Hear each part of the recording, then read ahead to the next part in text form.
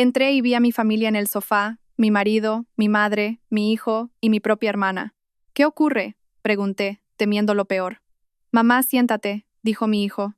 Tienes que aceptar una nueva realidad. Ya no estás al mando de esta familia. La tía Nerea hace más feliz a papá ahora. Estaba furiosa, todos lo sabían. Salí de la habitación sin decir una palabra. Al día siguiente, tenía 118 llamadas perdidas. Hola a todos, gracias por estar aquí conmigo hoy.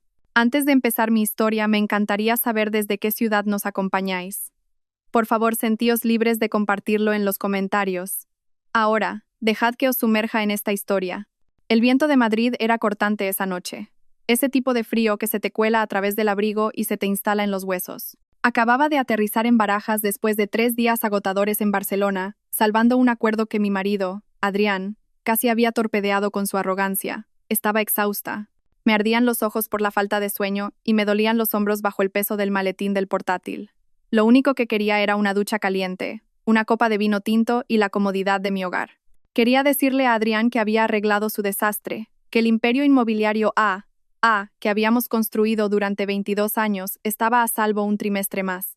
Metí el coche en la entrada de nuestro chalet en la urbanización. Las luces del salón estaban encendidas, brillando con fuerza contra el césped oscuro y helado. Era extraño. Normalmente, a las 10 de la noche, la casa estaba en silencio.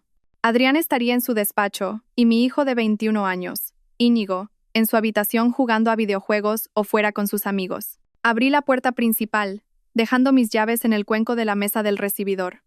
El silencio que me recibió no era pacífico, era pesado. Se sentía cargado, como el aire antes de una tormenta.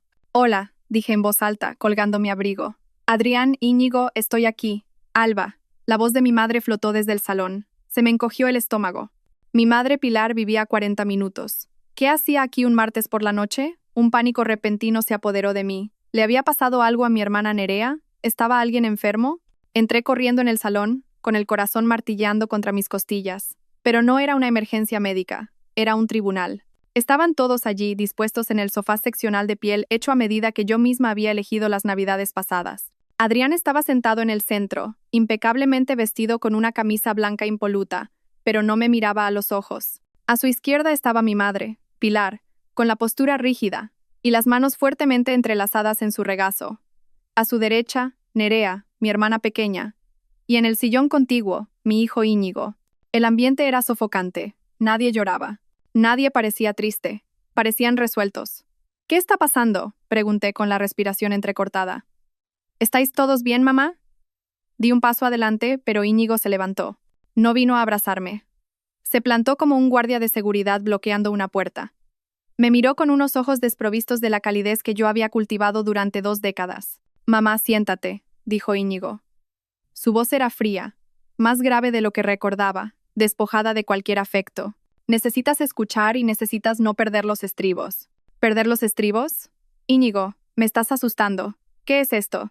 Tienes que aceptar una nueva realidad, continuó, recitando palabras que sonaban ensayadas. Ya no estás al mando de esta familia. Mire a Adrián. Adrián, ¿por qué no dices nada? Adrián finalmente levantó la vista. Su atractivo rostro, el rostro que había sido la imagen pública de nuestra empresa durante años, se contrajo en una mueca de lástima mezclada con fastidio. Se acabó, Alba. La farsa.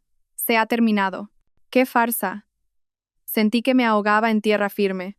La tía Nerea, dijo Íñigo, señalando a mi hermana, hace más feliz a papá ahora. A diferencia de ti, ella lo entiende. El mundo dejó de girar. Miré a Nerea, mi hermana pequeña, a la que le había pagado el alquiler durante 6 años, a la que había contratado cuando nadie más le daba trabajo. Estaba sentada con las piernas cruzadas, llevando una blusa de seda que se parecía sospechosamente a una que faltaba en mi armario. Y entonces lo vi. La mano de Adrián descansaba de forma casual, posesiva, sobre la rodilla de Nerea. No queríamos que te enteraras por un extraño, intervino mi madre Pilar. Su voz no era de disculpa, era un sermón. Queríamos hacer esto como una familia. Alba, tienes que ser realista. Llevas años casada con tu trabajo. Adrián es un hombre con necesidades. Necesita una esposa que esté presente, no una socia de negocios que duerme con su portátil. Mamá, susurré, la traición cortando más profundo que cualquier cuchillo. Tú lo sabías, estás aprobando esto. Estoy apoyando la felicidad, dijo Pilar levantando la barbilla con desafío. Nerea y Adrián comparten una conexión. Se quieren, Alba, no es algo que planearan. Simplemente ocurrió. No puedes castigarlos por enamorarse. Miré a Nerea. Ofreció una pequeña sonrisa triunfante. Se colocó un mechón de pelo detrás de la oreja y bajó la mirada. En su dedo, brillando bajo los focos empotrados, había un anillo de diamantes. No era un anillo nuevo, era mi anillo. Era el anillo de diamantes Art Deco de época que Adrián me había regalado por nuestro 20º aniversario. El que había desaparecido misteriosamente de mi joyero hacía 6 meses. Había puesto la casa patas arriba buscándolo, llorando durante días. Adrián me había dicho que era una descuidada, que probablemente lo había perdido en el gimnasio. Ese es mi anillo, dije, con la voz temblando con una rabia tan pura que me quemaba la garganta. Encaja mejor en su dedo, dijo Adrián, encogiéndose de hombros. Era un desperdicio en ti. Nunca llevas joyas de todos modos. Queremos que te mudes, dijo Íñigo, rompiendo el silencio de nuevo. Papá se queda con la casa. Yo me quedo aquí. Es mejor que te vayas.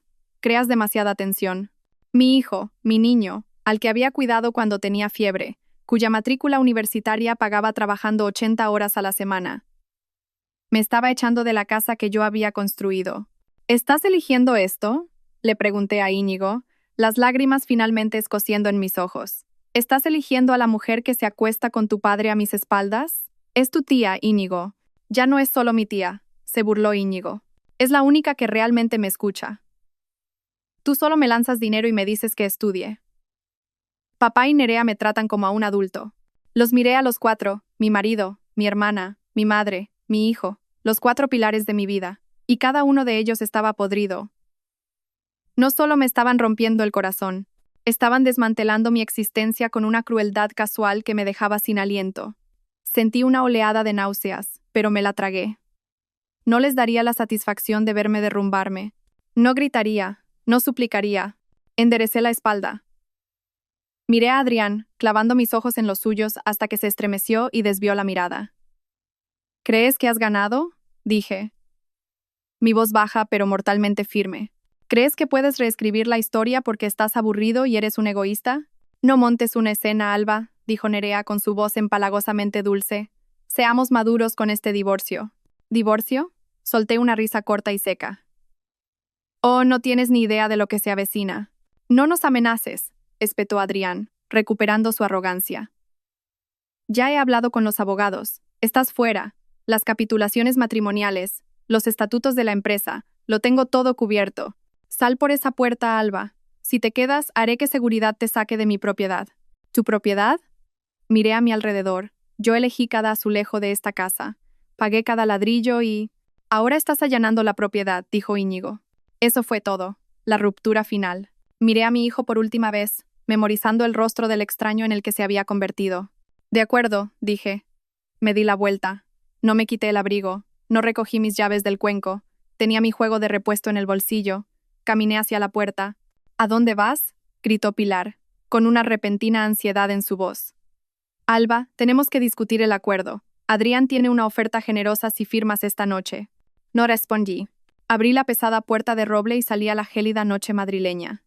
El viento me golpeó la cara, secando las lágrimas antes de que pudieran caer. Me subí a mi coche, el motor cobrando vida en el silencio de la entrada. Mientras daba marcha atrás, los vi a través de la ventana. Ya estaban sirviendo cava. Estaban celebrando mi eliminación. Conduje hacia la oscuridad, mis manos aferrando el volante con tanta fuerza que mis nudillos se pusieron blancos. No sabía a dónde iba, pero sabía una cosa con certeza. La Alba que ellos conocían, la felpudo, la proveedora, la solucionadora, había muerto en ese salón. Y la mujer que se alejaba conduciendo era alguien de quien deberían tener mucho, mucho miedo.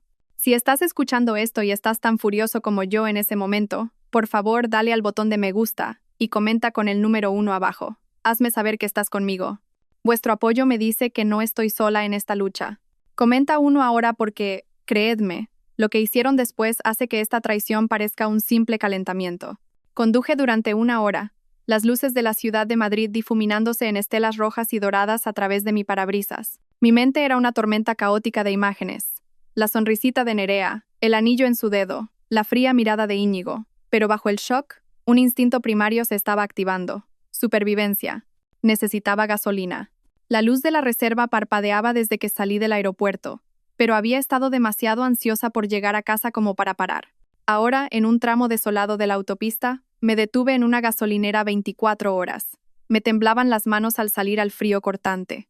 Introduje mi tarjeta de crédito, la platino vinculada a nuestra cuenta conjunta, la que usaba para todo, desde la compra del supermercado hasta las cenas de negocios, en el surtidor. Procesando, la pantalla parpadeó en rojo. Denegada, pase por caja. Fruncí el ceño. Era imposible. El límite de crédito de esa tarjeta era de 50.000 euros, y yo había pagado la factura íntegra hacía 3 días. Lo intenté de nuevo. Denegada. Un hoyo frío se formó en mi estómago, más pesado que la traición que acababa de presenciar. Busqué en mi cartera y saqué mi tarjeta de débito personal, la vinculada a mi cuenta corriente donde se depositaba mi sueldo. Entré en la estación. El dependiente, un adolescente aburrido con auriculares alrededor del cuello, ni siquiera levantó la vista mientras yo ponía una botella de agua y un paquete de chicles en el mostrador. No pasa, masculló, haciendo una pompa con el chicle. Inténtalo otra vez, dije con la voz tensa. Hay dinero ahí. Suspiró y la pasó de nuevo. Denegada, señora. Fondos insuficientes o tarjeta bloqueada. ¿Tiene efectivo? Me quedé allí, paralizada bajo las duras luces fluorescentes. Mi aplicación del banco. Necesitaba comprobar mi aplicación. Mis dedos torpes buscaron el móvil mientras iniciaba sesión. Acceso denegado. Fallo de autenticación de usuario. Por favor, contacte con su sucursal. Probé la cuenta de la empresa. Acceso denegado. Probé la de ahorros conjunta. Acceso denegado. Adrián no solo me había echado de casa, había ejecutado un interruptor de apagado financiero. Había estado planeando esto. No se bloquea el acceso de un copropietario a las cuentas empresariales y personales al instante, a menos que hayas preparado el terreno con el banco, alegando falsamente un fraude o cambiando los privilegios administrativos con días de antelación. Me quería en la indigencia. Me quería tirada en medio de la noche sin recursos, para que me arrastrara de vuelta y firmara cualquier oferta generosa que Pilar había mencionado. Rebusqué en mi bolso, más allá de los plásticos inútiles, hasta el pequeño bolsillo con cremallera del fondo.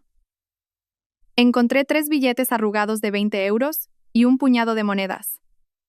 60 euros. Ese era mi patrimonio neto en ese momento. Pagué 5 litros de gasolina y el agua en efectivo. Volví a mi coche, temblando, no solo por el frío, sino por la aterradora comprensión de mi vulnerabilidad. No podía ir a un hotel. No tenía una tarjeta de crédito para el depósito. No podía ir a casa de mi madre. No podía ir a la de Nerea. Conduje hasta que encontré un motel de carretera con un letrero de neón parpadeante que decía libre. Era uno de esos lugares donde los camioneros duermen unas horas. El tipo de lugar donde las sábanas huelen a humo rancio y a arrepentimiento. En efectivo y por adelantado, dijo el gerente de noche a través de un cristal blindado. 50 euros por la noche. Le entregué 50 de mis 60 euros restantes. Me deslizó una llave por la bandeja. Habitación 12. La habitación estaba helada. El calefactor traqueteaba y tosía un aire que olía a polvo quemado. Me senté en el borde del colchón hundido, todavía con mi caro traje de negocios, el abrigo bien apretado a mi alrededor. Miré mi teléfono. La pantalla estaba iluminada con notificaciones. No disculpas. No, por favor. Vuelve. 118 llamadas perdidas. La mayoría eran de un número que reconocí, el abogado personal de Adrián, un tiburón llamado Ricardo Balbuena, y luego empezaron a llegar los correos electrónicos. Asunto. Acuerdo de liquidación de divorcio. Asunto. Urgente. Se requiere acuerdo de confidencialidad. Asunto. Notificación de despido. Inmobiliaria A. Abrí primero la notificación de despido. Era un PDF adjunto a un correo electrónico de la directora de RRHH, una mujer que yo había contratado, a la que había guiado. Estimada Sra. Alba Rivas, con efecto inmediato, su puesto como directora de operaciones queda rescindido por causa justificada. Alegaciones de espionaje corporativo y negligencia grave. Me reí. Un sonido áspero y ronco en la habitación vacía. Espionaje. Negligencia. Yo era la que se quedaba hasta las 3 de la mañana auditando los libros. Yo era la que se conocía todas las leyes urbanísticas de Madrid. Adrián ni siquiera sabía convertir un PDF sin pedirme ayuda. Y entonces llegó un mensaje de texto. Era de Íñigo. Mi pulgar se detuvo sobre la pantalla, una pequeña y tonta parte de mí esperando que se hubiera escapado, que lo sintiera. Íñigo, mamá, no lo pongas difícil. Papá dice que me cortará la matrícula y el fondo fiduciario si luchas contra el divorcio. Me ha prometido el puesto de vicepresidente el año que viene si me quedo con él. Siempre me dijiste que fuera ambicioso. Solo estoy haciendo lo que me enseñaste. Por favor, entiéndelo. Dejé caer el teléfono en la cama como si quemara. Ese fue el borrado final. Adrián no solo se había llevado mi dinero y mi trabajo, había comprado el alma de mi hijo. Había utilizado la riqueza que yo ayudé a construir para sobornar a mi propio hijo en mi contra. Me acurruqué encima del sucio cubrecama, con las rodillas pegadas al pecho. Las lágrimas finalmente llegaron, calientes y rápidas. Lloré por el niño al que le leía cuentos para dormir. Lloré por la hermana a la que había protegido en el patio del colegio. Lloré por el marido en el que había creído cuando no era más que una sonrisa y un traje barato. Pero a medida que la noche avanzaba y las lágrimas se secaban en costras de sal en mis mejillas, algo más comenzó a asentarse en mi pecho. Era frío y pesado, como una piedra. Pensaban que me habían borrado. Pensaban que al quitarme las tarjetas de crédito y las contraseñas, me habían quitado mi poder. Olvidaron una cosa. Olvidaron quién construyó el castillo en el que estaban sentados. Olvidaron quién diseñó los sistemas de seguridad, quién redactó los contratos y quién sabía dónde estaban enterrados los cadáveres. Adrián pensaba que Inmobiliaria A funcionaba con su encanto. Estaba a punto de aprender que funcionaba con mi cerebro. Y aunque él podría haber robado las llaves de la puerta principal, había olvidado que el arquitecto siempre deja una puerta trasera. Me quedé mirando la mancha de humedad en el techo, esperando que saliera el sol. Ya no era Alba la esposa. Ya no era Alba la madre. Era Alba la arquitecta. Y estaba a punto de derribar toda la casa. Dormir fue imposible en esa habitación de motel. El ruido del tráfico de la autopista era un zumbido constante, pero era el ruido en mi cabeza lo que me mantenía despierta. Recuerdos, afilados y dentados, se repetían en bucle. Para entender por qué estaba tumbada en un colchón sucio con 10 euros en el bolsillo, tenía que retroceder. Tenía que mirar los cimientos de mi vida y darme cuenta de que habían estado agrietados desde el principio. Crecí en un pequeño pueblo de Castilla-La Mancha, la mayor de 2 hijas. Mi padre murió cuando yo tenía 7 años, dejando a mi madre Pilar criándonos sola. Su muerte rompió algo en ella. O tal vez solo reveló quién era realmente. Era una mujer que necesitaba ser adorada, ser el centro de atención, y proyectaba esa necesidad en sus hijas, o más bien en una de ellas. Nerea nació hermosa. Incluso de bebé, tenía rizos de pelo dorado y grandes ojos azules como platos que hacían que los extraños se detuvieran en la calle. Yo era sencilla, pelo castaño, ojos serios, robusta. Yo era la responsable. Nerea era la princesa. Recuerdo el día que cumplí 18 años. Acababa de recibir mi carta de aceptación en ICADE en Madrid con una beca parcial. Era mi billete de salida. Había tenido 3 trabajos a tiempo parcial durante el instituto dando clases particulares, de camarera, colocando libros en la biblioteca para ahorrar para el resto de la matrícula. Entré corriendo en la cocina agitando la carta. «Mamá, me han admitido». Pilar estaba en la mesa pintándole las uñas a Nerea. Nerea tenía 12 años entonces, ya exigente y petulante. «Qué bien, Alba», dijo mamá sin levantar la vista. «Pero baja la voz, a Nerea le duele la cabeza». «Pero mamá, es ICADE. Es la carrera de empresariales». Pilar suspiró, finalmente mirándome. Sus ojos no estaban llenos de orgullo. Eran calculadores. «Alba, cariño, tenemos que hablar de ese dinero que has ahorrado. Mi fondo para la universidad». Bueno, a Nerea la han ojeado. Hay un congreso de modelos en Marbella el mes que viene. Podría ser su gran oportunidad, pero las tasas, el viaje, las fotos del portfolio, es caro. Se me cayó el alma a los pies. «Mamá, ese es el dinero de mi matrícula. Me lo he ganado». «Eres tan egoísta, Alba», intervino Nerea soplando sus uñas mojadas. «¿No quieres que sea famosa? Cuando sea rica, te compraré un coche». «Alba», dijo mamá, su voz adoptando ese tono, el que mezclaba culpa con una orden. «Tú eres la fuerte, eres lista. Siempre puedes encontrar una manera. Puedes trabajar otro año a hacer clases nocturnas, pero Nerea, ella es delicada. Este es su sueño. No querrás aplastar el sueño de tu hermana, ¿verdad? Las familias se sacrifican unas por otras». Les di el dinero. Por supuesto que lo hice. Había sido condicionada durante 18 años a creer que mi valor residía únicamente en lo que podía proporcionarles. Yo era el chivo expiatorio, la mula, la solucionadora. Nerea era la niña de sus ojos, la estrella, la que merecía brillar. Nerea fue a Marbella. No la ficharon. Se gastó el dinero en ropa y parques temáticos. Yo pasé el siguiente año trabajando turnos dobles en un restaurante para recuperar el dinero. Empecé la universidad un año tarde, agotada pero decidida. Esa dinámica nunca cambió, simplemente evolucionó. Cuando me gradué como la primera de mi promoción, mamá no vino a la ceremonia porque Nerea tenía una ansiedad severa por una ruptura con un novio de 2 semanas. Crucé el escenario sola. Cuando conseguí mi primer gran ascenso en una firma financiera, mamá dijo: «Eso es genial, cariño. Oye, ¿puedes prestarle a Nerea 2.000 euros? Su casero está siendo un irrazonable». Pagué el alquiler de Nerea, pagué las reparaciones de su coche, pagué sus clases de interpretación a las que nunca asistió. Le compré a mamá un apartamento para que no tuviera que preocuparse por las escaleras. Pensé que estaba comprando su amor. Pensé que si daba lo suficiente, trabajaba lo suficiente, solucionaba suficientes problemas, finalmente me mirarían como miraban a Nerea. Pensé que un día mamá me miraría a la cara y diría: «Estoy tan orgullosa de ti, Alba, eres mi alegría». Pero yo nunca fui su alegría. Yo era su factura de la luz. Era su red de seguridad. Y entonces conocí a Adrián. Era encantador, ambicioso y parecía verme a mí. Me dijo que era brillante. Me dijo que era hermosa. No me di cuenta entonces de que tenía la misma mirada calculadora en sus ojos que mi madre. No vio a un alma gemela. Vio a un huésped. Vio a una mujer que estaba entrenada para darlo todo y no pedir nada a cambio. Encajó perfectamente en el espacio vacío de mi corazón que mi madre y mi hermana habían vaciado. Me casé con él pensando que estaba construyendo una nueva familia, una familia mejor. Tumbada en la oscura habitación del motel, la revelación me golpeó con la fuerza de un golpe físico. No había escapado de mi dinámica familiar al casarme con Adrián, la había recreado. Adrián era el niño de sus ojos, exigiendo adoración y recursos. Yo seguía siendo el chivo expiatorio, trabajando en la sombra para mantener las luces encendidas. Y Nerea era simplemente la conclusión inevitable. Los dos parásitos de mi vida finalmente se habían encontrado. «Tú eres la fuerte, Alba».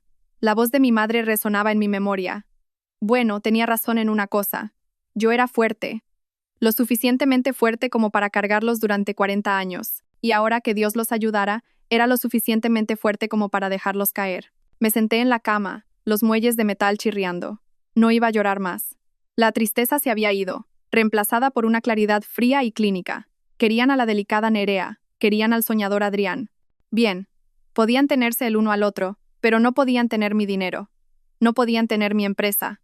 Cogí el maletín de mi portátil. Era hora de dejar de ser la hija que se sacrifica. Era hora de ser la CEO que liquida los activos tóxicos. El sol de la mañana se filtraba a través de las sucias cortinas de la habitación del motel, proyectando largas y polvorientas sombras por el suelo. Abrí mi portátil. Afortunadamente, tenía un punto de acceso Wi-Fi portátil en mi bolso, una costumbre de años de viajar por trabajo. Adrián no podía cortar un dispositivo que no sabía que existía. No entré en las cuentas bancarias todavía. Sabía que esas puertas estaban cerradas a cal y canto. En su lugar, abrí un archivo llamado Archivo 1. Para entender cómo iba a destruir a Adrián, hay que entender cómo lo construí yo. Conocí a Adrián hace 22 años en un evento de networking inmobiliario en el centro de Madrid. Él tenía 29 años, llevaba un traje que no le quedaba del todo bien, sostenía una copa de vino barato y acaparaba la atención de un grupo de inversores. Era eléctrico. Tenía una sonrisa que podría venderle hielo a un esquimal. Una risa que te hacía sentir la persona más divertida del mundo. Yo tenía 25 años, un analista junior en una firma de primer nivel, de pie en una esquina, agarrando mi carpeta de investigación de mercado. Lo observé trabajar en la sala. Era carismático, sí, pero podía oír lo que decía. Soltaba palabras de moda, haciendo promesas sobre rendimientos que eran matemáticamente imposibles. Me acorraló junto al buffet. «Parece que estás analizando la integridad estructural de las gambas al ajillo», bromeó. No sonreí. «Estoy analizando tu discurso a esos inversores. Estás prometiendo una rentabilidad del 15% en una propiedad en un distrito en declive. Vas a hacerles perder su dinero». Parpadeó, sorprendido. Luego se rió. «Vale, me has pillado. Soy un hombre de ideas, no de números. Necesito a alguien que entienda las cosas aburridas. Las cosas aburridas son las que te mantienen fuera de la cárcel», dije secamente. ¿Se enamoró de mí, o al menos de lo que yo podía hacer por él, en ese mismo instante? En 6 meses, estábamos casados. En un año, fundamos Inmobiliaria AA. La división del trabajo se estableció de inmediato. Adrián era la cara. Él era el consejero delegado, CEO.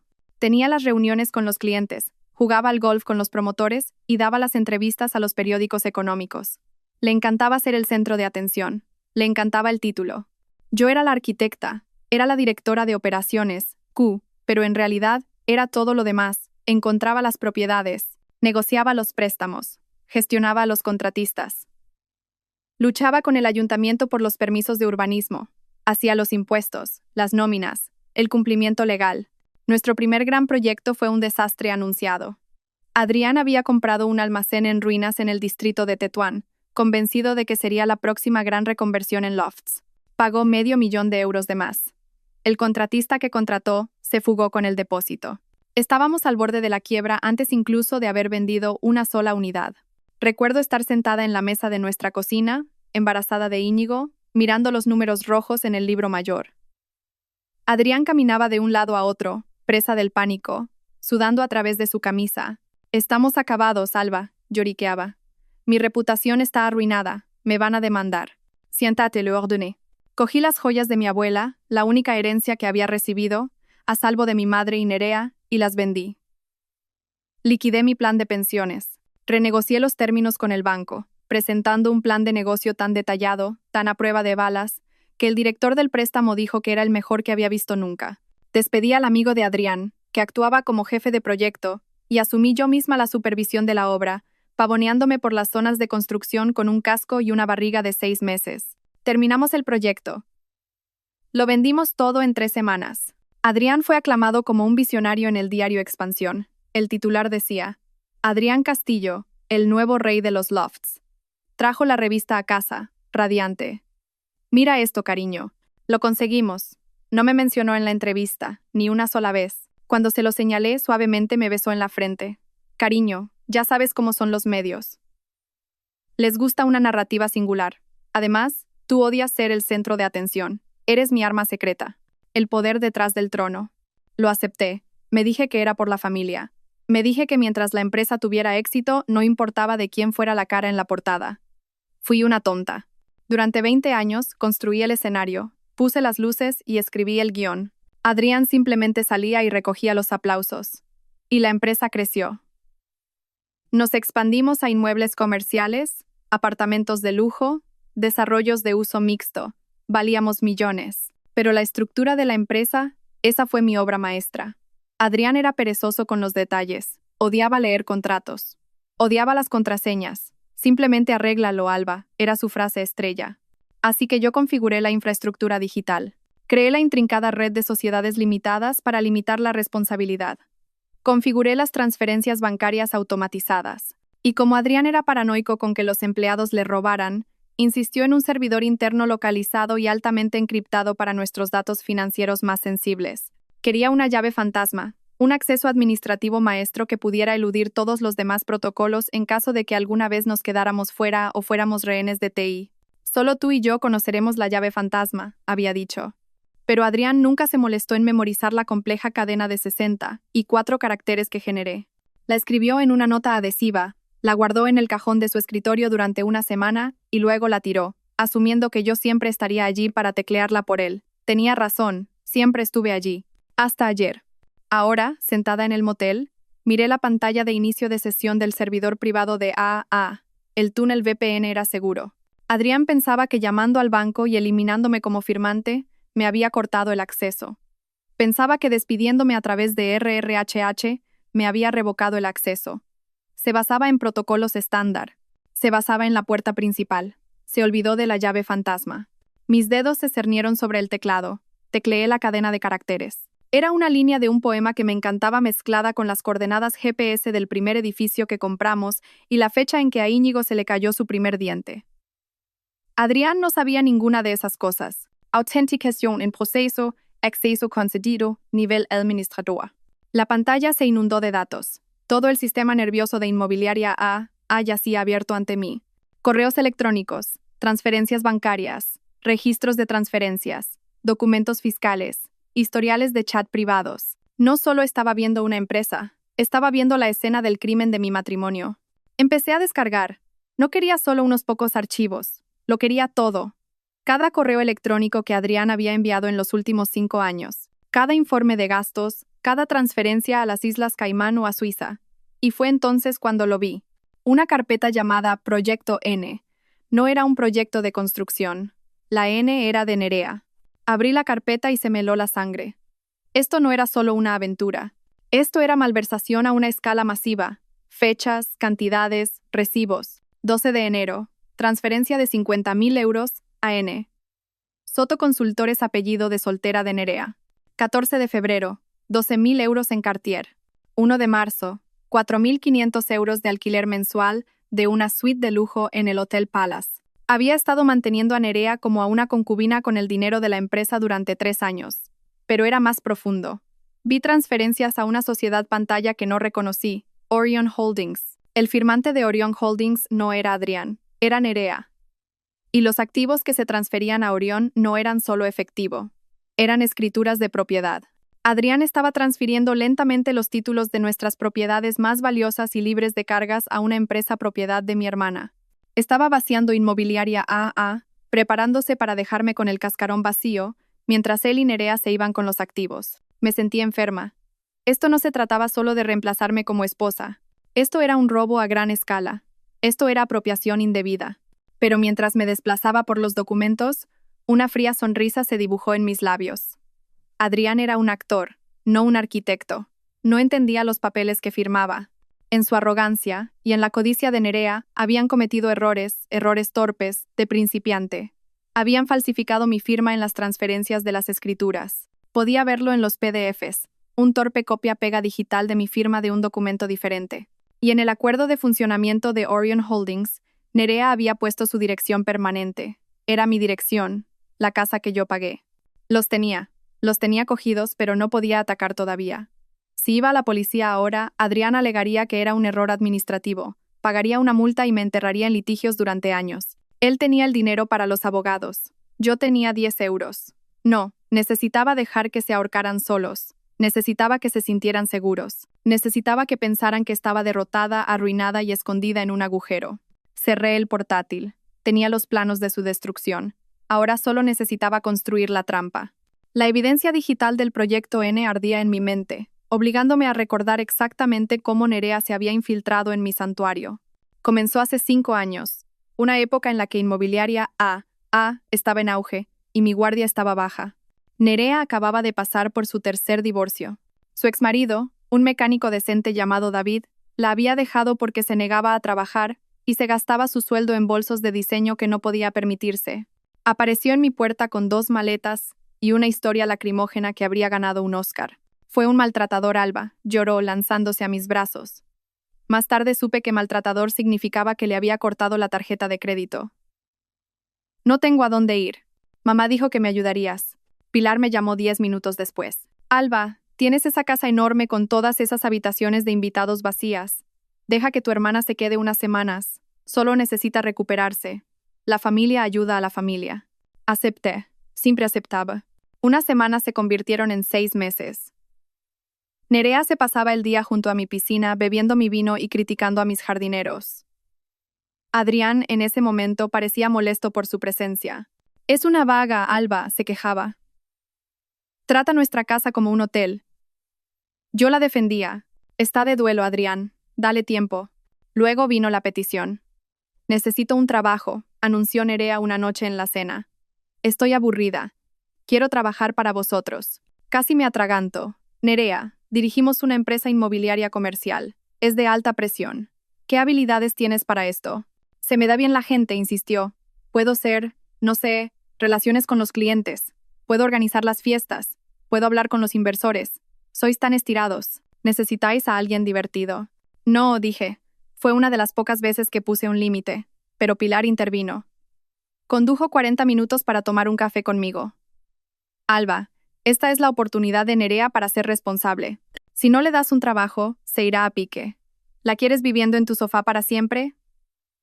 Dale un sueldo. Deja que se mude. Adrián cree que es una buena idea. Parpadía. Adrián, hablé con él, dijo Pilar suavemente. Cree que Nerea podría ayudar a suavizar la imagen de la empresa. Ya sabes que tú puedes ser un poco intensa, cariño. Me enfrenté a Adrián. ¿Quieres contratar a Nerea? Adrián se encogió de hombros, ajustándose la corbata. Tu madre tiene razón. Necesitamos a alguien que se encargue de lo social, las galas, los eventos benéficos. Tú odias esas cosas. Deja que lo haga ella. Págale un sueldo de asistente. Sácala de casa. Todos ganamos. Cedí. Creé un título. Directora de eventos especiales. Al principio, pareció funcionar. Nerea se mudó a un apartamento, que yo subvencioné, y organizó la fiesta de Navidad de la empresa. Fue lujosa, por encima del presupuesto, pero un éxito. Luego comenzaron los cambios sutiles.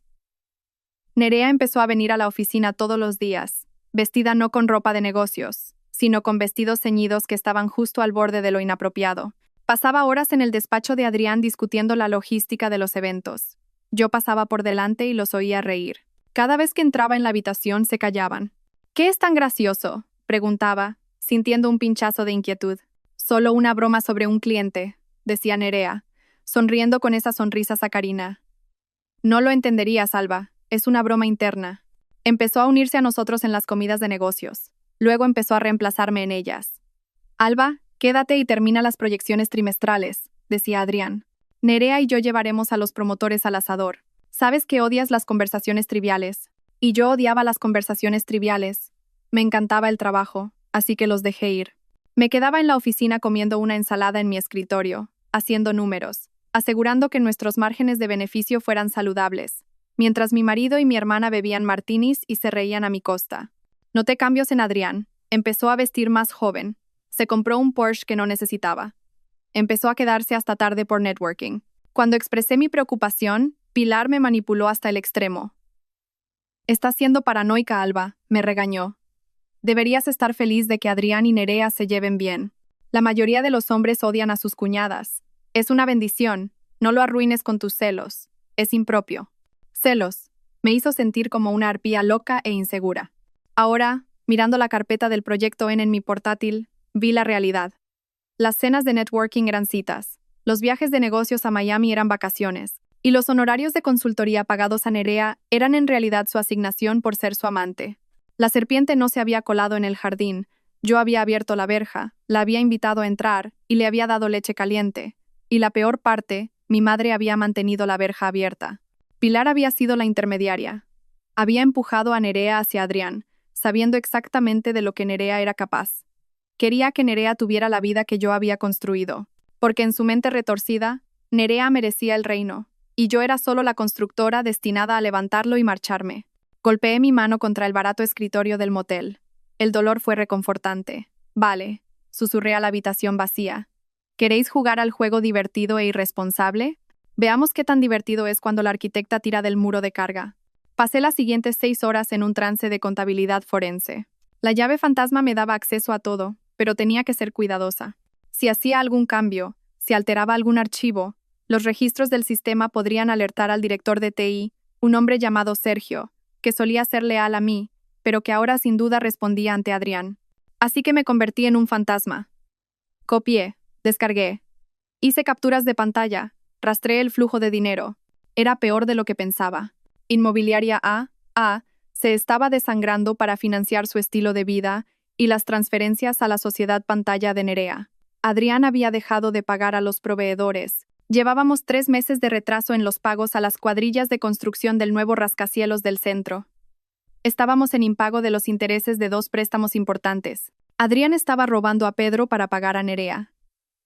La empresa, el trabajo de mi vida, era un castillo de naipes. Si los acreedores se enteraban, seríamos insolventes en 30 días. Pero entonces encontré algo que me hizo incorporarme. Era una cadena de correos electrónicos entre Adrián y un investigador privado llamado Investigaciones Balbuena. La fecha era de hace 2 años. Asunto: Vigilancia objetivo A. Rivas. Adrián, necesito trapos sucios. Lo que sea. Infidelidad. Abuso de sustancias. Inestabilidad mental. Necesito motivos para anular las capitulaciones. Balbuena, Senior. Castillo, la hemos seguido durante 6 meses. Va al trabajo. Va al supermercado. Va a casa de su madre. Trabaja hasta tarde. No hay trapos sucios. La mujer es una santa. Adrián, busca más a fondo o invéntate algo. No puedo permitirme darle la mitad. Se me cortó la respiración. 2 años. Había estado planeando deshacerse de mí durante 2 años, pero no encontraba la manera de hacerlo sin perder dinero. Y luego, un correo más reciente, fechado hace una semana. Adrián, olvida los trapos sucios. Vamos a ir por el ángulo del colapso mental. Su familia testificará. Su madre y su hermana están a bordo. Alegaremos que está sobrecargada de trabajo, paranoica, no apta para dirigir. Forzaremos un voto de no confianza con la Junta. Una vez fuera, activamos la cláusula de compra a la valoración más baja. Pilar. Puedo testificar que ha estado errática últimamente. Muy emocional. Estoy preocupada por ella, Adrián. Tenemos que hacer lo mejor para la empresa. Me quedé mirando la pantalla, las lágrimas de rabia nublando mi visión. Mi madre. Mi propia madre estaba conspirando para hacerme pasar por mentalmente inestable para que su niña de oro pudiera robarme el marido y el dinero. Errática, susurré. Os voy a enseñar lo que es errático. Profundicé más. Necesitaba una palanca. La evidencia de fraude era buena, pero llevaría tiempo demostrarla en los tribunales. Necesitaba algo inmediato, algo que aterrorizara a Adrián. Lo encontré en las declaraciones de impuestos. El año pasado, para asegurar un préstamo masivo de una firma de capital privado, Adrián había inflado las tasas de ocupación de nuestras propiedades comerciales. Había falsificado contratos de arrendamiento. Había falsificado físicamente firmas de inquilinos que no existían. Esto no era solo fraude civil, esto era fraude bancario, esto era tiempo en prisión. Y los documentos del préstamo estaban firmados por Adrián Castillo, CEO. Mi firma no estaba en ellos. Yo había estado fuera de la ciudad por el funeral de mi tía esa semana, un funeral al que Nerea faltó, y Adrián había dicho que se encargaría del papeleo. Había firmado su propia sentencia de muerte, y ni siquiera lo sabía. Copié los documentos del préstamo. Copié los contratos falsos. Creé un dossier que era una bomba nuclear. Miré el reloj. Eran las 2 de la tarde. Llevaba 12 horas trabajando sin parar. Tenía hambre, no me había lavado y funcionaba a base de adrenalina. Necesitaba un teléfono de prepago. No podía usar mi móvil. Probablemente lo estaban rastreando o consiguiendo los registros. Fui a la tienda de la esquina, comprando un teléfono barato de prepago con efectivo. De vuelta en la habitación, me senté en la cama y miré el nuevo teléfono. ¿A quién podía llamar? ¿Mis amigos? La mayoría eran amigos de pareja, compartidos con Adrián. Probablemente se pondrían del lado del encantador Adrián o se mantendrían neutrales. ¿Mi familia? Obviamente no. ¿Mis empleados? Demasiado arriesgado. Necesitaba a alguien poderoso, alguien que odiara a Adrián, alguien que tuviera los recursos para librar una guerra. Un nombre apareció en mi cabeza: Arturo de la Vega. Arturo era un magnate inmobiliario multimillonario de Madrid. Dinero viejo, despiadado, pero con principios. Hace 3 años, Adrián había superado la oferta de Arturo por un terreno de primera en la zona de Madrid-Río. Adrián había ganado sobornando a un concejal de urbanismo para reclasificar el terreno, una jugada a la que yo me opuse ferozmente, pero que Adrián había hecho a mis espaldas. Arturo había sospechado juego sucio. Había llamado públicamente a Adrián una serpiente con traje barato. Adrián se lo había tomado a risa, pero Arturo nunca lo había olvidado. Si iba a Arturo de la Vega con pruebas del fraude de Adrián, específicamente el fraude que le jodió a Arturo ese trato del terreno, era un tiro al aire. Arturo podría simplemente reírse de mí, podría echarme, pero era la única persona en Madrid con suficiente poder para protegerme del equipo legal de Adrián. Marqué el número de empresas de la Vega. Lo sabía de memoria. Lo había mirado suficientes veces cuando éramos rivales. Empresas de la Vega, despacho ejecutivo, respondió una voz nítida. Necesito hablar con el señor de la Vega, inmediatamente. El señor de la Vega está en reuniones. ¿Puedo preguntar de qué se trata? Dígale que es Alba Rivas. Dígale que sé cómo Adrián Castillo consiguió el permiso de urbanismo de Madrid-Río y dígale que tengo los correos electrónicos. Hubo una pausa. Un momento, por favor. 30 segundos después, una voz grave y profunda se puso al teléfono. Será. Rivas, ¿a qué debo el placer? ¿La envía su marido a regodearse? Mi marido acaba de despedirme, vaciar mis cuentas bancarias y meter a su amante en mi casa, dije, con la voz firme. No estoy aquí para regodearme, señor de la Vega. Estoy aquí para quemarlo hasta los cimientos. Y pensé que quizás querría traer los malvaviscos. Silencio. Luego una risa grave. La escucho. Antes de ir a encontrarme con Arturo de la Vega, había una herida más que tenía que cauterizar. Un archivo que había estado evitando en la base de datos de el fondo fiduciario de Íñigo. Íñigo era mi punto débil, mi talón de Aquiles. Lo había protegido del narcisismo de Adrián toda su vida. Cuando Adrián olvidaba el cumpleaños de Íñigo, yo compraba el regalo y firmaba con el nombre de Adrián. Cuando Adrián se perdía los partidos de fútbol de Íñigo, yo le decía a Íñigo que papá estaba trabajando duro por nuestro futuro.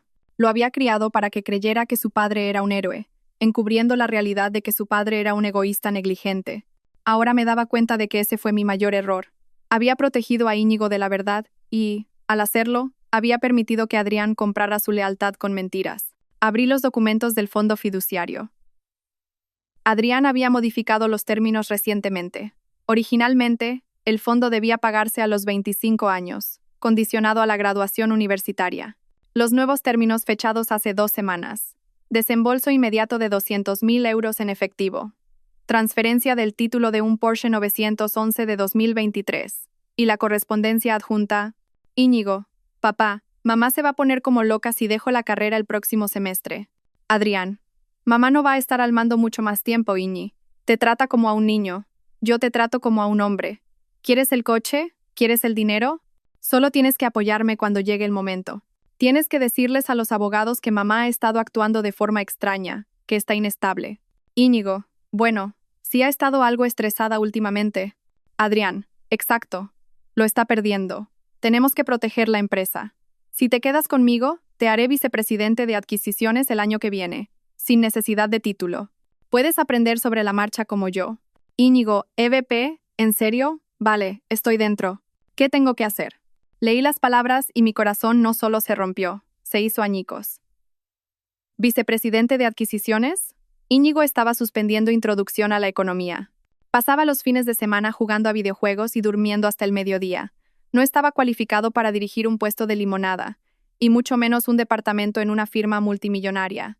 Adrián lo estaba preparando para el fracaso, acariciando su ego para usarlo como un peón contra mí. Y Íñigo, mi dulce niño, había vendido a su madre por un Porsche y un título que no se había ganado. Recordé el texto que me envió anoche. Papá dice que me cortará la matrícula. No estaba preocupado por la matrícula, estaba preocupado por el dinero fácil. Saqué el extracto de la tarjeta de crédito de Íñigo. La que yo pagaba. Tienda de licores, discoteca, apuestas online, discoteca, club de striptease. Estaba en una espiral descendente, y en lugar de educarlo, Adrián estaba financiando esa espiral para comprar un aliado. Cogí mi teléfono de prepago. Dudé. Era mi hijo. Pero el chico que se sentó en ese sofá y me dijo que aceptara la realidad no era el chico que yo crié. Era una creación de su padre. Si continuaba amortiguando su caída, lo perdería para siempre en el mundo de corrupción y superficialidad de Adrián. La única forma de salvarlo de verdad, era dejar que se estrellara. Redacté un texto. No lo envié todavía, solo lo escribí, mirando el cursor. Íñigo, he visto los correos, he visto el coche, elegiste el camino fácil. Pero el camino fácil es una trampa. Cuando tu padre termine de usarte, te desechará igual que a mí. Te quiero lo suficiente como para dejar que aprendas esto por las malas. Buena suerte, señor vicepresidente. Guardé el borrador. Me sequé los ojos. Navegué hasta el sistema de nóminas. Eliminé a Íñigo de la nómina de becario en la que había estado durante 3 años a pesar de no haber pisado la oficina. No podía tocar el fondo fiduciario. Adrián lo controlaba ahora, pero podía tocar el seguro de salud.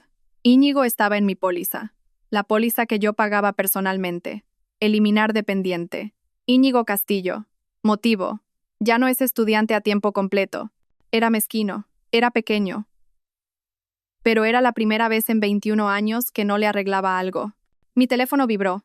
Era la dirección para la reunión con Arturo de la Vega. En 1 hora, en el Real Casino de Madrid, sala de la biblioteca. Ven sola. Cerré el portátil, fui al baño y me eché agua fría en la cara. Intenté arreglarme el pelo.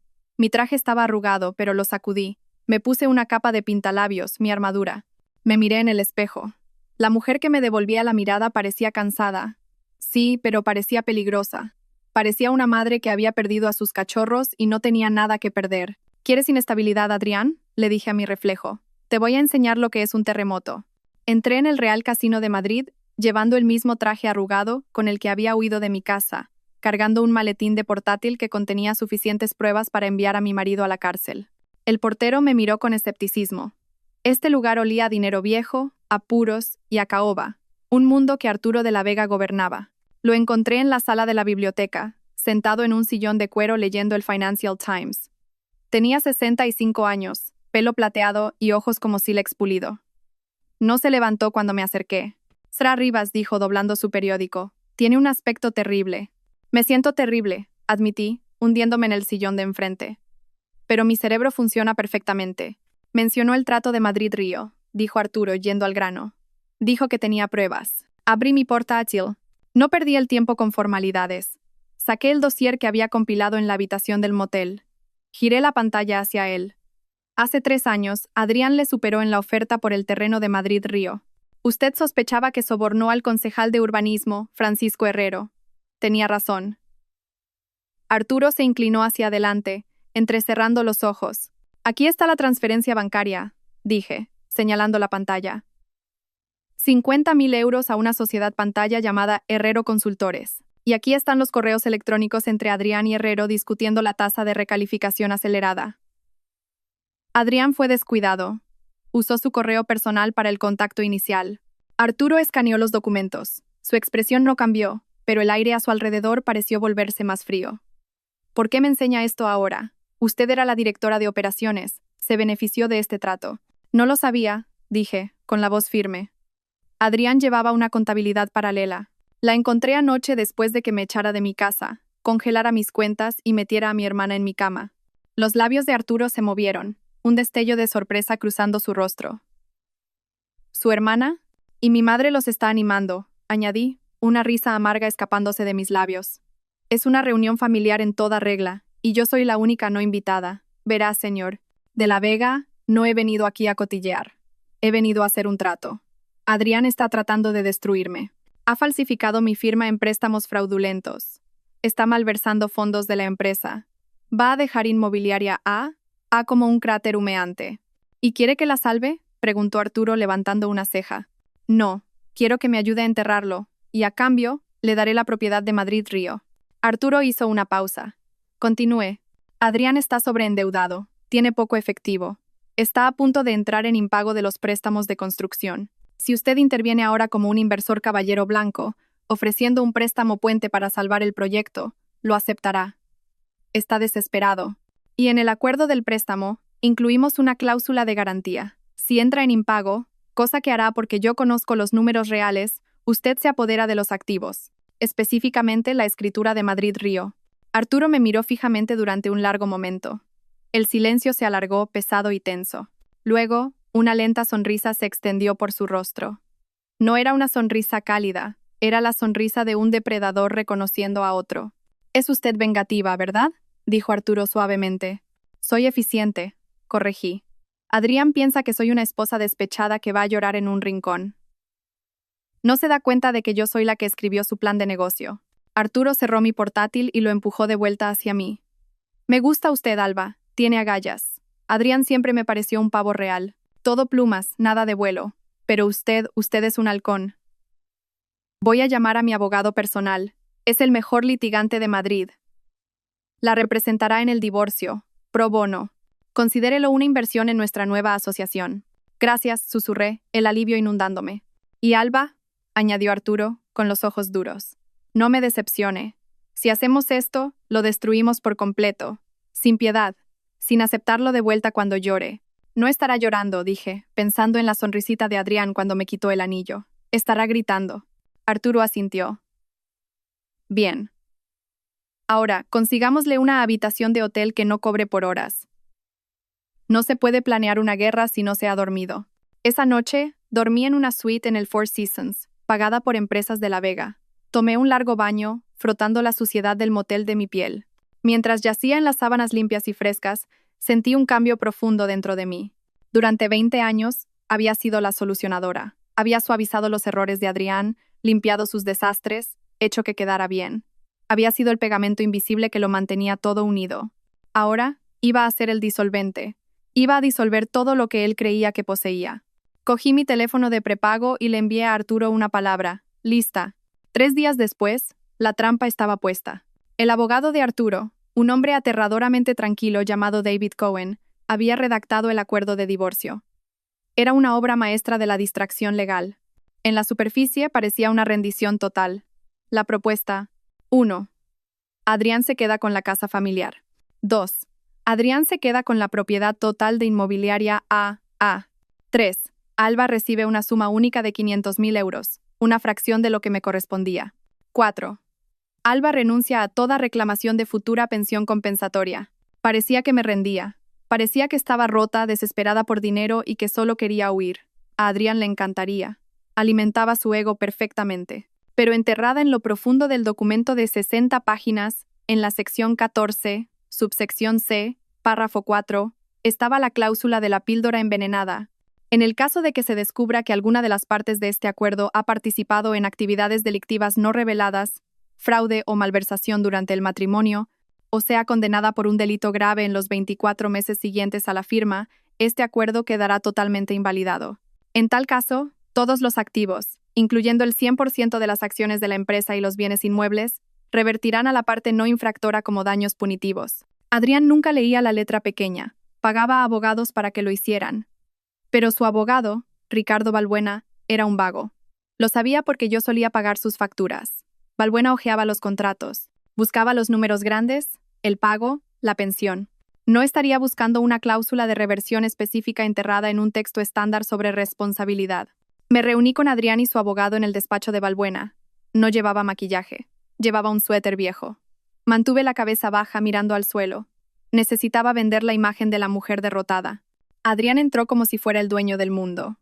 Llevaba un traje italiano nuevo y olía a colonia cara, probablemente un regalo de Nerea. Vaya, mira quién ha salido de su agujero, se burló Adrián mientras se sentaba. Espero que estés lista para firmar, Alba. Nerea y yo tenemos que encargar las invitaciones de boda. Solo dame el cheque, dije, con la voz temblorosa. Solo quiero irme, Adrián. No puedo luchar más contra ti. Adrián se rió, mirando a Balbuena.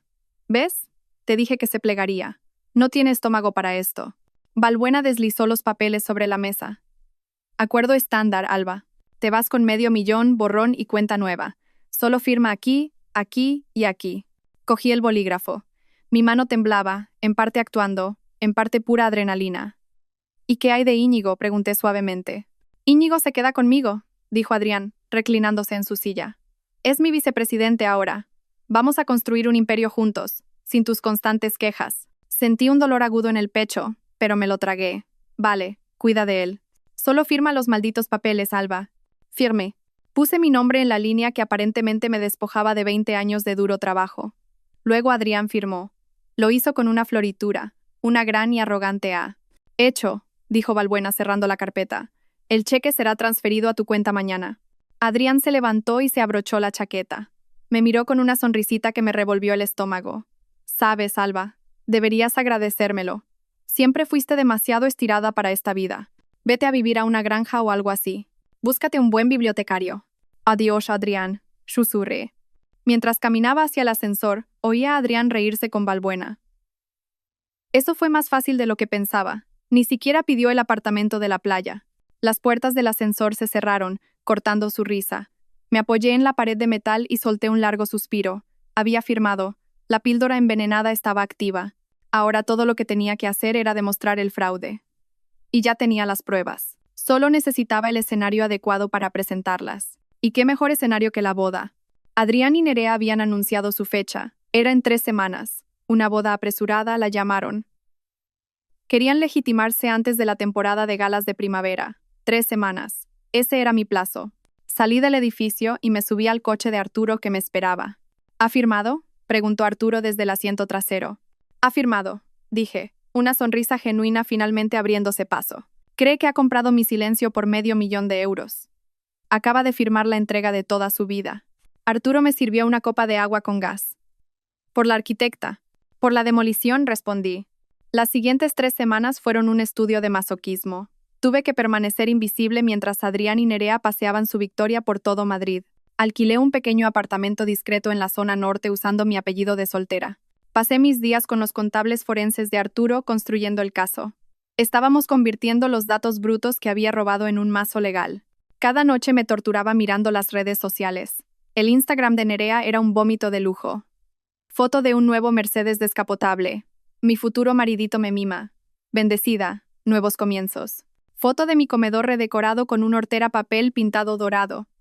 Fuera lo viejo, dentro lo glamuroso. Por fin haciendo de esta casa un hogar. Eso dolió, verla borrar mi toque de la casa que yo construí. Pero las publicaciones más dolorosas venían de mi madre.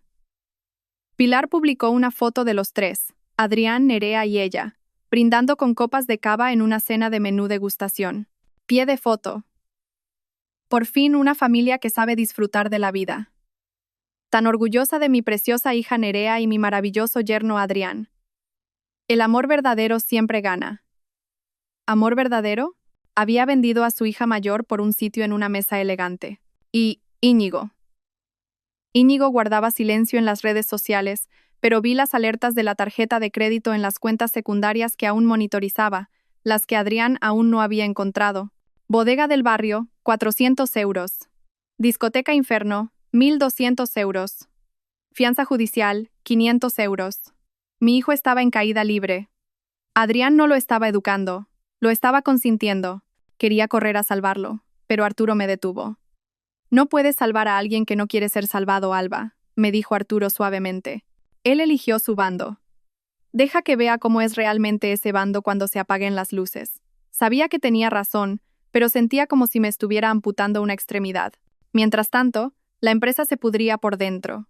Mis espías, Sara en contabilidad y Jaime en gestión de proyectos, me daban actualizaciones diarias. Adrián no ha estado en la oficina más allá de las 2 de la tarde en semanas, me escribió Sara.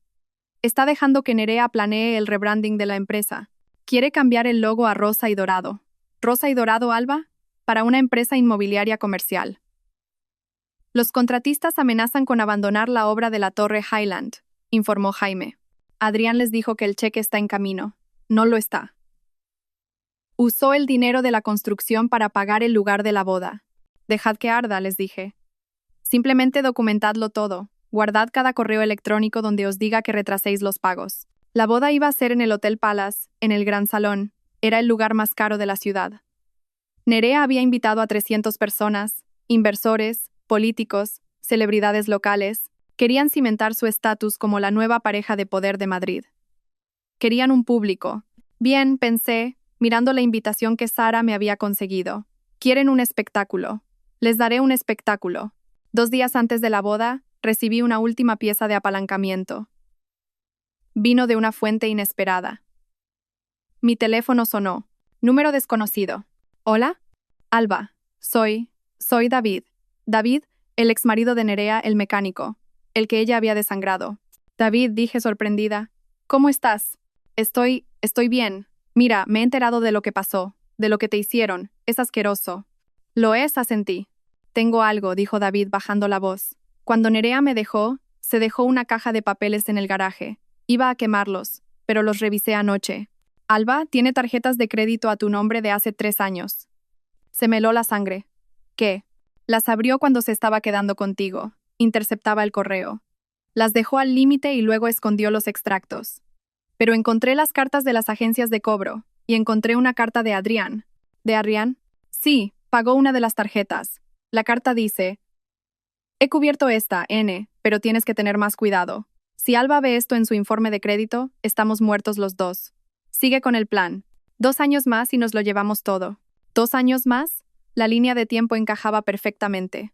Adrián había estado conspirando con mi hermana para robar mi identidad y mi dinero mientras yo le daba de comer y le daba un trabajo. David, dije, con la voz temblorosa. ¿Puedes traerme esa caja? Estoy en camino, dijo. Cuando David me entregó esa caja, sentí que la última pieza del puzzle encajaba. Esto no era solo fraude, esto era una conspiración. Depredadora, calculada y malvada. Miré la carta escrita a mano por Adrián. 2 años más y nos lo llevamos todo. Guardé la carta en mi caja fuerte. Gracias, David, dije. Dales caña, Alba, dijo, con una sombría sonrisa en su rostro. Oh, pienso hacerlo, respondí. Pienso desatar el infierno.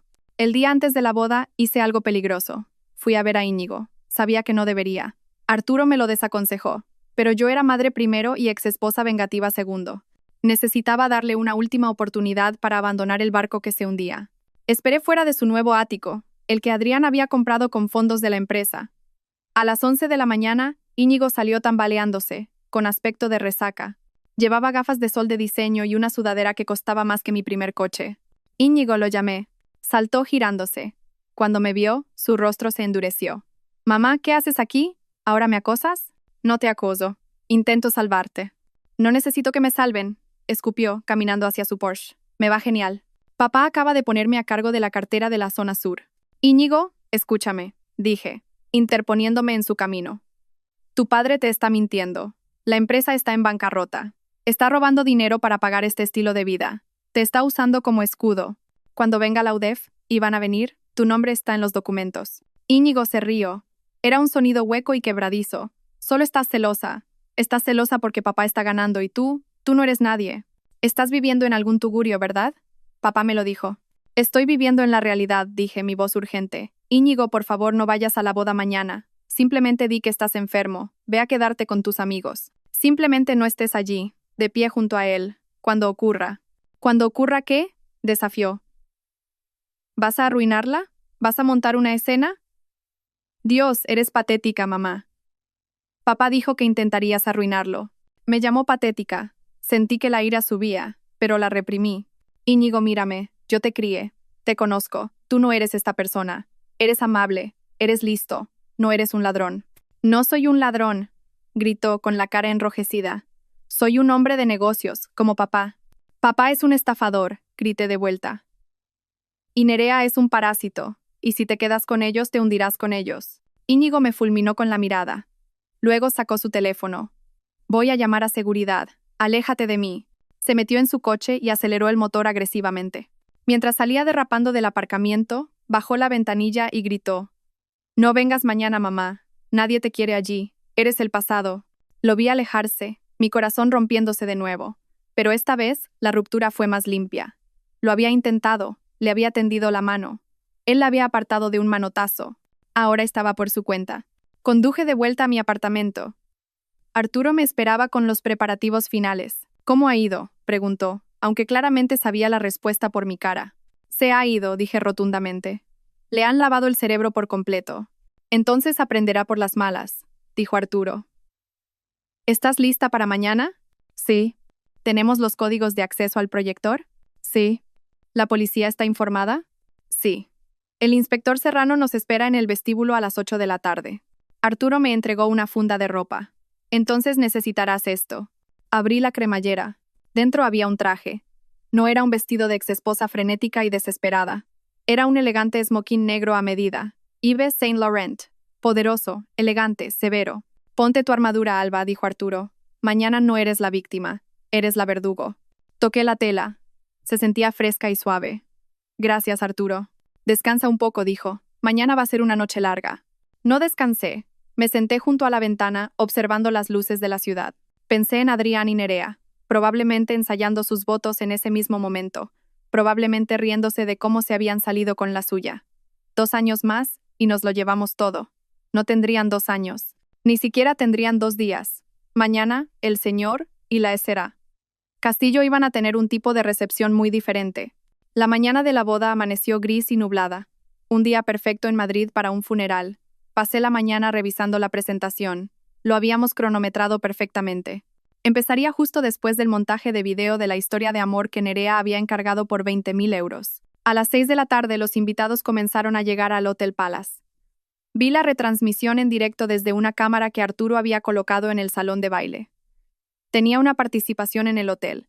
Conseguir acceso fue trivial. Era nauseabundo. La sala estaba cubierta de cristales y rosas, miles de ellas. Había una escultura de hielo de Adrián y Nerea entrelazados. Vi a mi madre, Pilar, recibiendo a los invitados. Llevaba un vestido color champán demasiado juvenil para ella, radiante como si le hubiera tocado la lotería. Sí, ¿no es maravilloso?, la oí decir a un primo confundido. Son almas gemelas. ¿Alba? Oh, la pobre Alba simplemente no pudo soportar el éxito de Adrián. Se está tomando un tiempo. Vi a Adrián. Parecía nervioso pero triunfante. Estaba dando la mano, dando palmadas en la espalda, interpretando el papel del rey benevolente. Y Nerea entró con un vestido de Vera Wang hecho a medida, cubierta de diamantes. Diamantes que mi empresa pagó. Estaba guapísima, tenía que admitirlo. Guapísima y podrida. La ceremonia comenzó. Los escuché intercambiar votos. Prometo ser tu compañero en todas las cosas, dijo Adrián, mirando profundamente a los ojos de Nerea. Prometo apoyar tus sueños y pasar mi vida haciéndote feliz, arrulló Nerea. Yo estaba sentada en la suite del hotel de arriba, bebiendo un café solo. Mentiras, susurré. Cada palabra es una mentira. ¿Estamos listos?, preguntó Arturo mirando su reloj. La señal está en directo, confirmó el técnico. En cuanto dé la orden, secuestramos la emisión. Todavía no, dije. Espera los brindis. Espera hasta que todos estén sentados y mirando las pantallas. La recepción comenzó. El cava fluía. Adrián se levantó para dar un discurso. Quiero agradecer a todos por estar aquí, tronó, sosteniendo la mano de Nerea. Este ha sido un largo viaje, un viaje para encontrar la verdadera felicidad. A veces tienes que tomar decisiones difíciles para encontrar tu verdadero destino. La multitud aplaudió cortésmente, aunque vi algunas miradas incómodas. Todos conocían el escándalo. Simplemente no les importaba mientras la barra libre fuera de primera. Y a mi nueva esposa, Nerea, continuó Adrián. Eres mi musa, mi roca, mi todo. Mi teléfono vibró. Era la señal. Ahora, dije.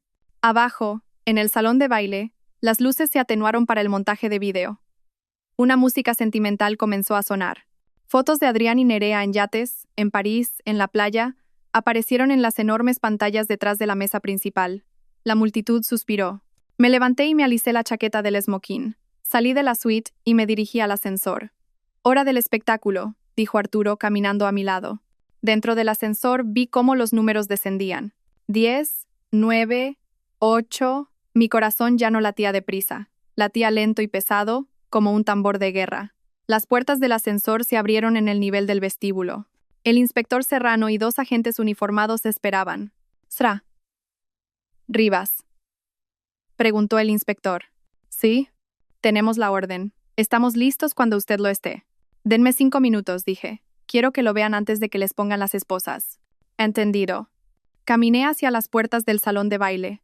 Los guardias de seguridad contratados por Adrián para mantenerme fuera dieron un paso adelante. «Señora, este es un evento privado». Arturo de la Vega salió de detrás de mí. «Y yo soy el dueño del edificio. Apártense o mañana buscarán trabajo». Los guardias dudaron, reconocieron a Arturo e inmediatamente retrocedieron. Empujé las puertas dobles. Dentro, la música acababa de alcanzar un crescendo. El video en la pantalla mostraba a Adrián y Nerea besándose frente a la Torre Eiffel. Y entonces la pantalla parpadeó. La música se cortó con un chirrido. La sala se quedó en silencio. En las enormes pantallas, la imagen romántica se desvaneció. En su lugar apareció una austera hoja de cálculo, números rojos, y luego un documento, un extracto de tarjeta de crédito. Nombre, Nerea Soto. Dirección, Calle del Roble, 124 Mi Casa. Compra, anillo de diamantes Cartier, 25.000 euros. Pagado por cuenta corporativa de A. Un murmullo recorrió a la multitud. «¿Qué es eso?», chilló Nerea, poniéndose de pie. «Adrián, arréglalo». «Cortad la emisión», gritó Adrián a la cabina de audiovisuales. «Apagad eso».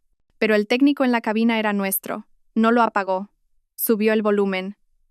Y entonces mi voz, pregrabada, retumbó por los altavoces.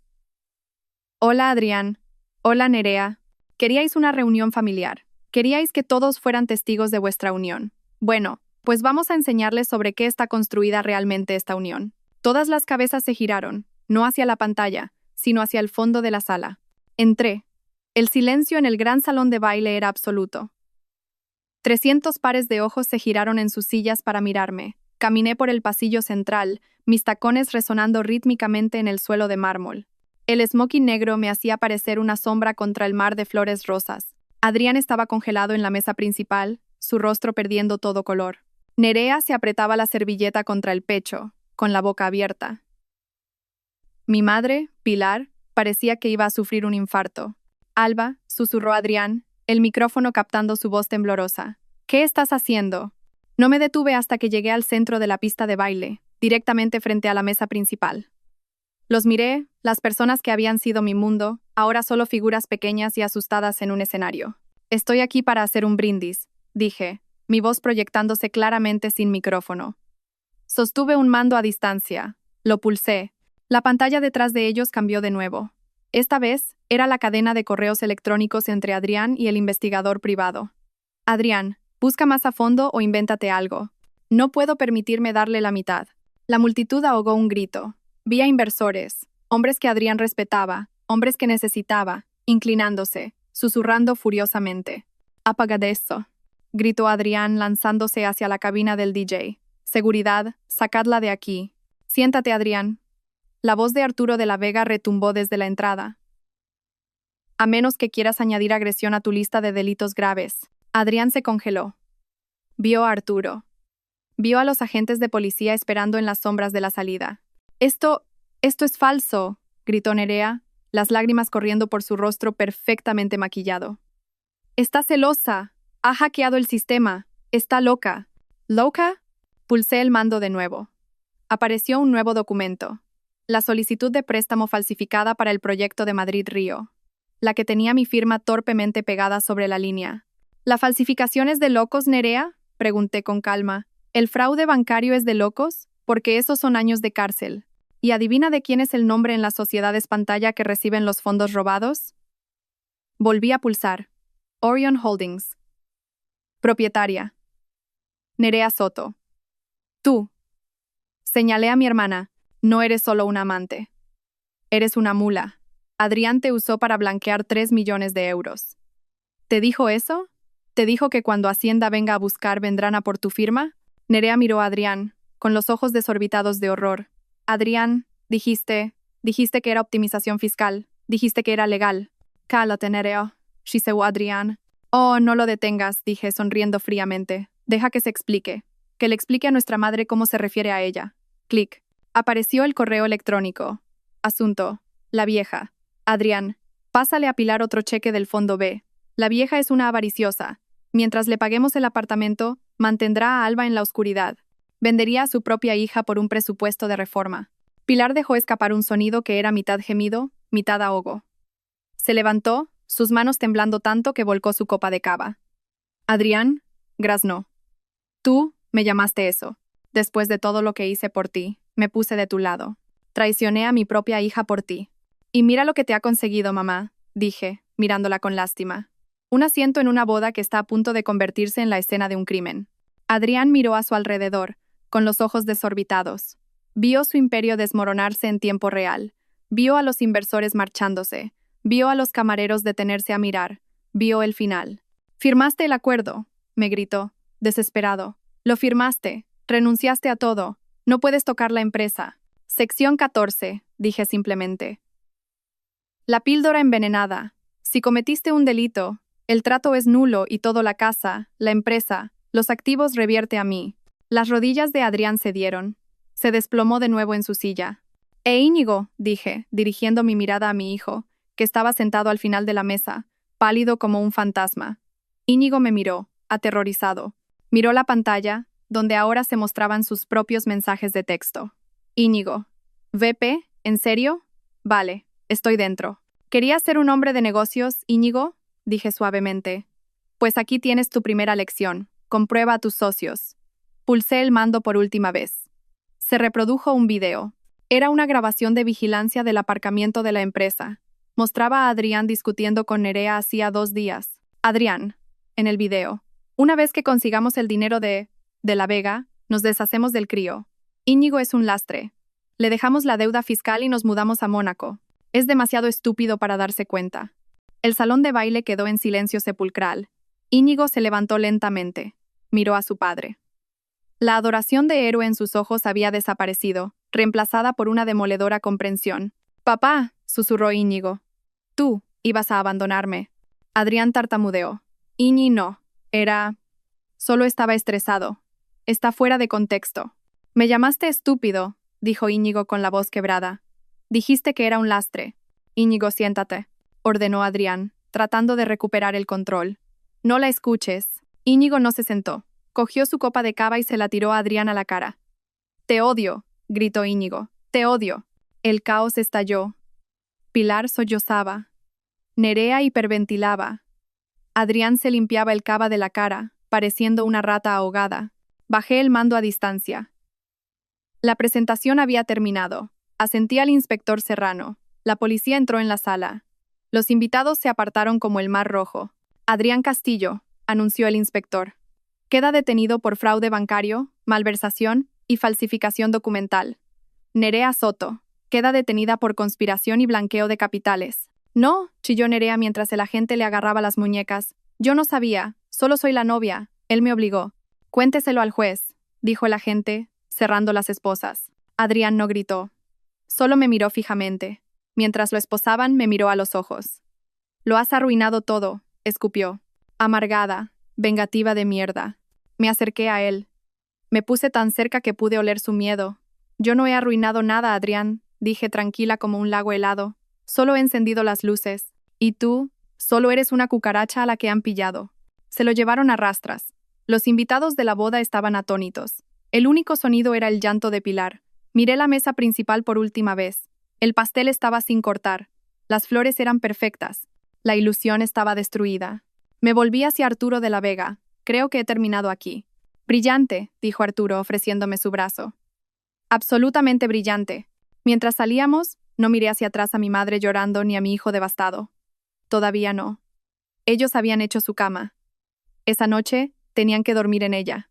Los días siguientes a la boda fueron un circo mediático. El periódico El Mundo publicó la historia en primera plana. Bodas de Giel. Magnate inmobiliario detenido en el altar. No di entrevistas. Dejé que las pruebas hablaran por sí mismas. Volví a mi casa 3 días después. La policía la había despejado como escena del crimen. Fue extraño volver a entrar en las habitaciones que había diseñado. Las cosas de Nerea estaban por todas partes. Ropa hortera, revistas baratas, botellas de vino medio vacías. Contraté a un equipo de limpieza. Tiradlo todo, les dije. Todo lo que no sea mío. Quemad las sábanas. Cambiad los colchones. Quería restregar su ADN de mi vida. A Adrián se le denegó la fianza. El juez lo consideró riesgo de fuga debido al plan de Mónaco grabado en vídeo. Estaba en la cárcel de Soto del Real, cambiando sus trajes italianos por un mono naranja. Nerea salió bajo fianza, pagada por mi madre, que había liquidado sus ahorros de jubilación para sacar a su bebé. Pero Nerea no era libre. Se enfrentaba entre 5 y 10 años. Su cara estaba por todo internet como la cazafortunas camino de la prisión. Entré en las oficinas de ahora únicamente mías. Los empleados me recibieron con una mezcla de miedo y alivio. Vamos a cambiar el nombre de la empresa, anuncié en la primera reunión general. Ha muerto. Bienvenidos a Phoenix Capital. Aplaudieron. Sabían quién firmaba las nóminas. Una semana después, mi madre vino a verme. Parecía 10 años mayor. Tenía el pelo descuidado, los ojos rojos. Se quedó en mi porche, temblando. Alba dijo con la voz temblorosa. Pilar, dije, bloqueando la puerta. No la llamé mamá. ¿Puedo entrar? Hace mucho frío. Puedes decir lo que tengas que decir desde ahí. Se estremeció. Alba, por favor, sé razonable. Nerea está aterrorizada. Es solo una niña. No sabía lo que hacía. Adrián la manipuló. Nerea tiene 40 años, dije fríamente. Sabía que se acostaba con mi marido. Sabía que se gastaba mi dinero. Firmó los papeles. Es tu hermana, gimió Pilar. No puedes dejar que vaya a la cárcel. Tienes que retirar los cargos. Dile al fiscal que fue un malentendido. No fue un malentendido. Fue un delito. Si haces esto, siseó Pilar, su pena convirtiéndose en el veneno familiar. No eres hija mía. Estás destruyendo a esta familia. Me reí. Fue un sonido ligero, libre. Pilar, tú destruiste a esta familia hace 20 años cuando decidiste que Nerea era la princesa y yo la sirvienta. No has venido aquí a disculparte. Has venido a pedirme que lo arregle otra vez. Quieres que sea el chivo expiatorio una última vez para que Nerea se vaya de rositas. Es delicada. Es una delincuente. Y tú, eres una cómplice. Vi los cheques que Adrián te extendió. Honorarios de consultoría. Aceptaste dinero para ayudarles a manipularme. Pilar se puso pálida. No voy a presentar cargos contra ti, Pilar, dije, no porque te quiera, sino porque no quiero la vergüenza de ver a mi madre en una ficha policial. Pero estás muerta para mí. No me llames, no vengas aquí. Si necesitas dinero, pídeselo a Nerea. Espera, está arruinada. Le di un portazo en la cara. Vi por la cámara de seguridad cómo se quedaba allí, golpeando la puerta, gritando mi nombre. Luego, con los hombros caídos, se alejó. Dolió. Por supuesto que dolió. Pero fue el dolor de sacar una astilla. Agudo, luego alivio. Y luego estaba Íñigo. No había llamado, no había venido. Sabía que estaba durmiendo en el sofá de un amigo porque las autoridades habían confiscado el ático y el Porsche. Esperé. Sabía que tenía que venir a mí en sus propios términos. 2 semanas después, apareció en mi oficina. Tenía un aspecto terrible. Había perdido peso. Llevaba vaqueros viejos y una camiseta. Sin gafas de sol. Sin actitud. Mamá, preguntó desde la puerta. Levanté la vista de mi escritorio. Hola, Íñigo. Entró y se sentó en la silla de enfrente. Se miró las manos. Lo siento, susurró. Lo sé, dije. Fui un estúpido. Él me hizo sentir importante. Me dijo que era mejor que la universidad. Me dijo que tú me estabas frenando. Y le creíste porque era más fácil que trabajar, dije, suave pero firmemente. Sí, admitió, las lágrimas cayendo sobre sus vaqueros. Vi el video. Me llamó un lastre. Iba a abandonarme. Él... No tengo nada, mamá. Se llevaron el coche. No tengo dinero. Necesito ayuda. Miré a mi hijo. Quería abrazarlo. Quería extenderle un cheque y arreglarlo todo. Pero ahora yo era la arquitecta. Y no se construye una estructura fuerte sobre cimientos agrietados. Te quiero, Íñigo, dije, pero no voy a darte dinero. Levantó la vista aterrorizado. Pero, ¿dónde voy a vivir? No lo sé. Eso tienes que resolverlo tú. Mamá, por favor. Este es el trato, dije, deslizando un papel sobre el escritorio. Esta es una solicitud de un préstamo para estudiantes, y esta es una solicitud de empleo para el departamento de mensajería de Phoenix Capital. Salario mínimo. Empiezas desde abajo. Terminas tu carrera por la noche. ¿La mensajería? Preguntó, impactado. Tómalo o déjalo. Si quieres ser un hombre, Íñigo, te lo ganas. Adrián te dio cosas para comprarte. Yo te ofrezco nada para que puedas construirte a ti mismo. Se quedó mirando los papeles. Me miró a mí. Vio la resolución en mis ojos. Lentamente, extendió la mano y cogió el bolígrafo. Vale, dijo con la voz temblorosa. Acepto el trabajo. Bien, dije. Preséntate a Sara en RHH. Te dará una tarjeta de identificación. No llegues tarde. Se levantó. Me miró. Me miró de verdad por primera vez en años. Das mucho miedo, mamá, dijo, con un atisbo de admiración en su voz. Lo sé, sonreí. Ahora, a trabajar. El juicio fue corto. Las pruebas eran abrumadoras. Adrián Castillo se declaró culpable para evitar una sentencia de 20 años. Le cayeron 8 años en prisión más la restitución. Parecía gris y derrotado en la sala del tribunal. No me miró ni una vez. Nerea aceptó un acuerdo. 3 años de prisión por fraude. Sollozó cuando el mazo cayó. Miró a Pilar en la galería gritando, «Mamá, haz algo». Pero Pilar no podía hacer nada. Pilar vivía en un estudio, subsistiendo con la seguridad social, habiendo perdido su asignación y su orgullo. Yo me senté en la última fila, con mi traje negro. Vi cómo se hacía justicia. No sentí alegría. Sentí paz. El balance, por fin, estaba corregido. Epílogo. 1 año después, estaba en mi oficina en la planta 40, con vistas a la ciudad de Madrid.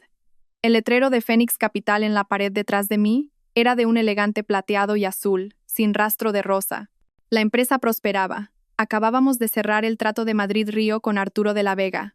Iba a ser un desarrollo de uso mixto, apartamentos de lujo, pero también viviendas de protección oficial y un centro comunitario.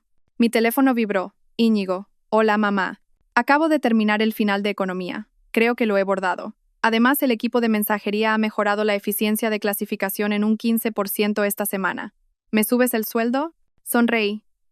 No te pases, pero esta noche invito yo a cenar. A las 7. Íñigo, allí estaré. Estaba trabajando duro. Estaba cansado, sin un duro y era humilde. Y nunca había estado más orgullosa de él. Se estaba convirtiendo en el hombre que yo sabía que podía ser, no en la caricatura que su padre intentó moldear. Llamaron a mi puerta. Adelante. Arturo de la Vega entró con una botella de cava. Por el primer aniversario, dijo. Del día en que quemaste el circo. Parece que ha pasado una vida entera, dije, aceptando la copa. Sabes, dijo Arturo, apoyándose en mi escritorio. Adrián me envió una carta desde la cárcel. Quiere saber si le compraré sus acciones de las viejas sociedades pantalla. Necesita dinero para el economato. ¿Qué le dijiste? Le dije que solo hago negocios con la CEO, y que la CEO está ocupada construyendo un imperio. Chocamos las copas. Miré el horizonte. Había perdido un marido. Había perdido una hermana. Había perdido una madre. Pero me había encontrado a mí misma. Ya no era el chivo expiatorio. No era la solucionadora. No era la esposa invisible. Era Alba Rivas, la arquitecta. Y mi vida, por fin, era verdaderamente mía. Gracias por escuchar mi historia. No ha sido fácil revivirla, pero si mi viaje puede ayudar aunque sea a una persona a enfrentarse a la gente tóxica de su vida, entonces ha merecido la pena. La familia no siempre es de sangre. La familia son las personas que te respetan, que te valoran y que están a tu lado cuando llega la tormenta. Si te aferras a alguien solo porque es familia pero te está haciendo daño, déjalo ir. Eres lo suficientemente fuerte como para construir algo nuevo. Si te ha gustado esta historia y quieres ver más justicia servida, por favor, pulsa el botón de me gusta. Realmente ayuda al canal a crecer. Y suscríbete para no perderte la próxima historia. Y dime en los comentarios, ¿alguna vez has tenido que cortar con un miembro tóxico de la familia? ¿Cómo encontraste la fuerza? Leo cada uno de los comentarios, y me encantaría escuchar tu historia. Hasta la próxima, mantente fuerte, mantente inteligente, y nunca dejes que nadie te quite las llaves de tu castillo.